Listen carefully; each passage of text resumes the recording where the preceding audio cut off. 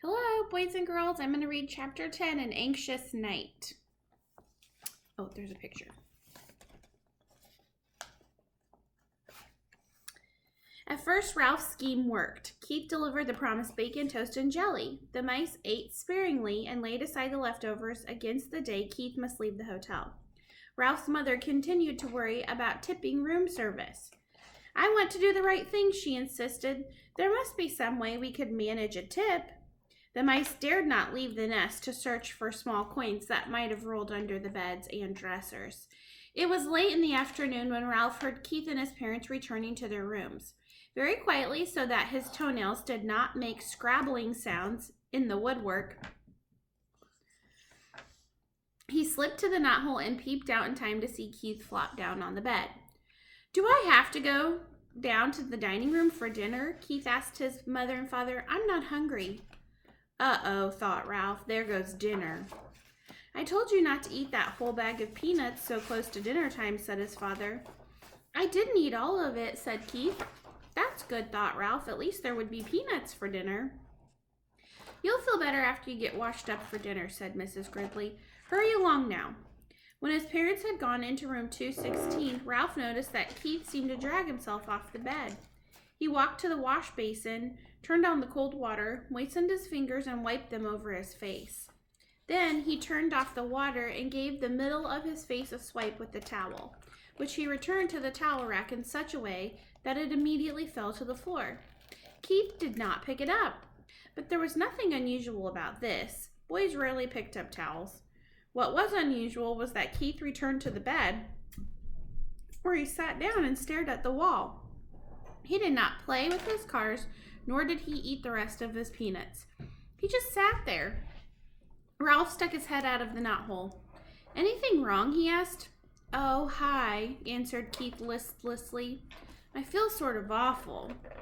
Say, that's too bad. Ralph ventured a little farther out of the knothole. I know what you mean. Thinking about the motorcycle makes me feel awful, too. It's not that kind of awful, said Keith. I feel awful in a different way, sort of in my insides. Think you'll make it to dinner? Asked Ralph. Oh, I guess so. There was no enthusiasm in Keith's voice. Anything I can bring you? Whatever is handy, said Ralph, who hesitated to place an order when he could see Ralph did not feel like going to dinner at all. We are sort of depending on you. The housekeeper found all those sheets I had to chew through to get out of the hamper, and I understand she got pretty excited about mice. We are lying low until the whole thing blows over. A smile flickered across Keith's face. Don't worry. I won't let you down. I saved you some peanuts. I thought they might be handy for storing. Gee, thanks, said Ralph.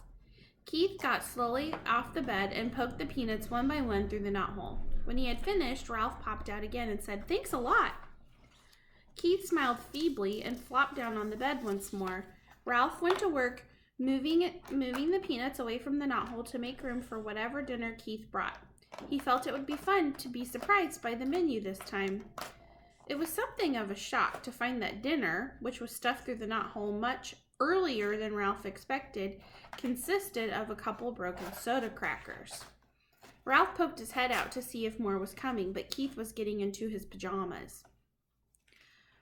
Aren't you going to bed pretty early? Asked Ralph, realizing he had not heard Keith's parents come in.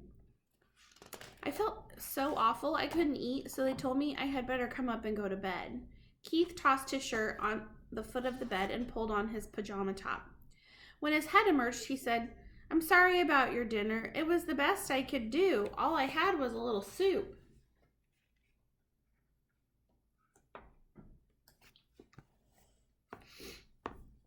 That's all right. Ralph was beginning to be concerned. If the boy could not eat, neither could the mice. Keith fell into bed, and Ralph ran off to report the news to his relatives. What a shame, said Ralph's mother. The poor boy.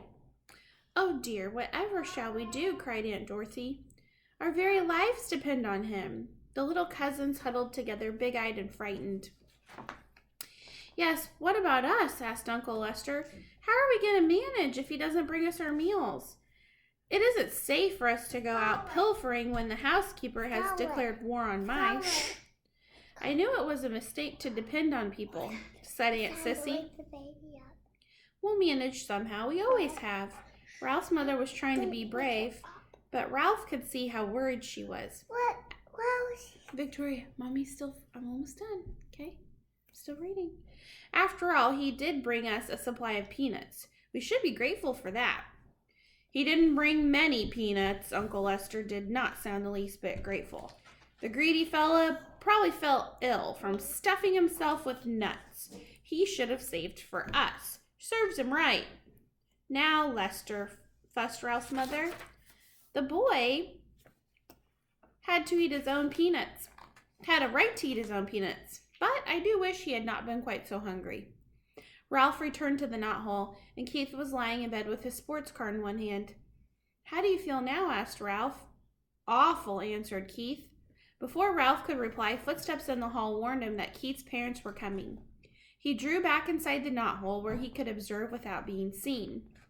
Mrs. Gridley paused by her son's bed and laid her hand on his forehead. He does feel a little warm, she remarked. He'll probably be all right in the morning, said Mr. Gridley. He just hiked too far in the sun this afternoon. I hope so. The boy's mother sounded less certain. Mr. Gridley filled a glass at the wash basin and brought it to Keith. Here, son, drink this. When Keith had drunk the water, he fell back on the pillow and closed his eyes. His parents went quietly into room 216. When it was good and dark, Ralph ventured through the knothole. He could hear He could hear Keith breathing deeply, and he knew that he was asleep. Since he had no one to talk to, he found his little crash helmet where he had hidden it behind the curtain, and after he adjusted the rubber band under his chin, he climbed up to the windowsill to look out into the world beyond the hotel and to dream about the lost motorcycle. From his perch on the windowsill, Ralph saw that the parking lot held more cars than usual. This meant that the motels back on the highway were full, and travelers had followed the sign pointing to the Mountain View Inn. He could hear the holiday weekend activity in the halls, too. People walking up and down, luggage being set with a thump on the floor, keys rattling in the locks.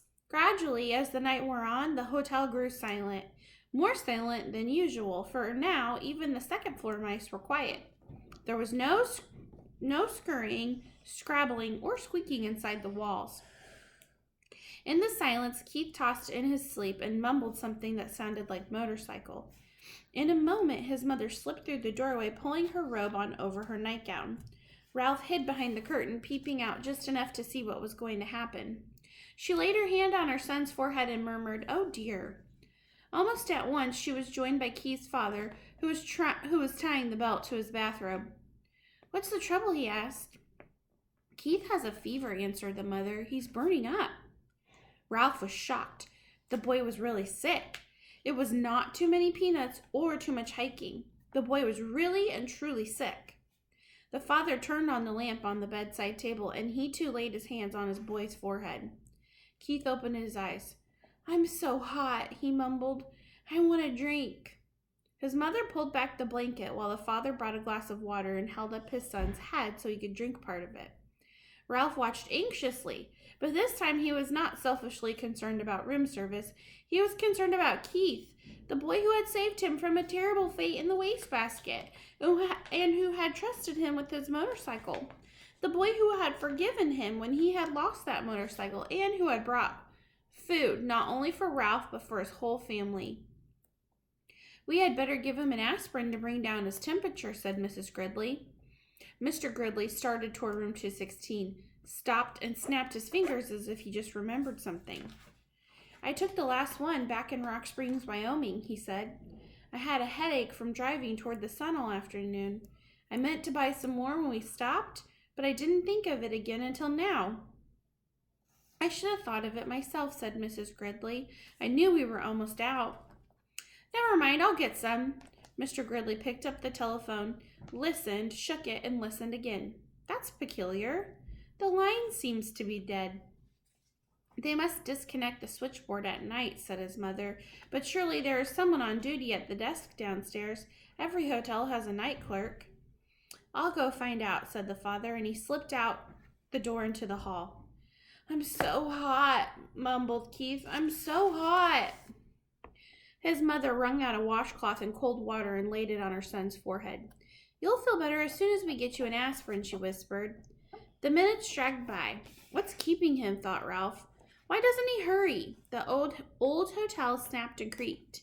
Keith rolled and tossed, trying to find a cool spot on the pillow, and his mother wrung out the washcloth in even more cold water.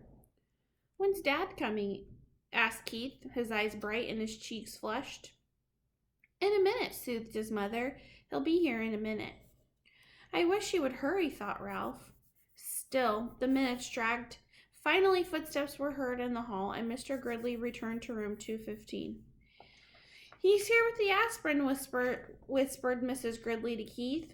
At last, thought Ralph. I thought he would never come. Mr. Gridley shook his head. There isn't an aspirin to be found any place. He sounded thoroughly exasperated. First of all, the night clerk was asleep on the couch in the lobby.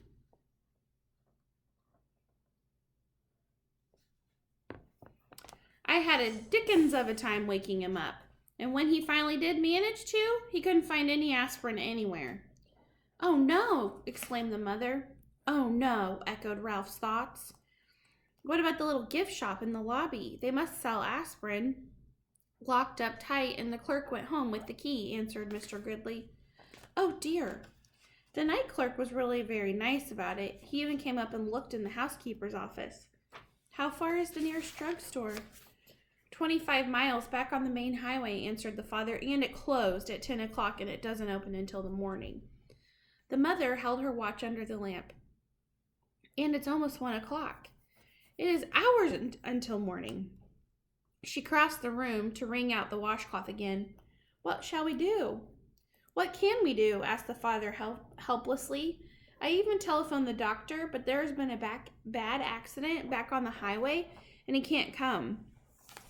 The night clerk said he would telephone the milkman before he starts his route at 6 and ask him if he can bring some aspirin, but he won't get here until 7 or later, and all we can do is wait. Keith tossed under the cold washcloth. Mom, I think I'd like to go to sleep now, he muttered thickly. I guess that is all you can do, said his mother, and she bent over to kiss his hot forehead before she turned out the light. Ralph did not even wait for the boy's parents to leave the room. As soon as the light was out, he leaped silently to the carpet, and by the time they had gone through the doorway into room 216, he had hidden his little crash helmet behind the curtain and was halfway through the knothole. Somewhere, someplace in that hotel, there must be an aspirin tablet, and Ralph was going to find it. He only wished he had the motorcycle so he could travel faster.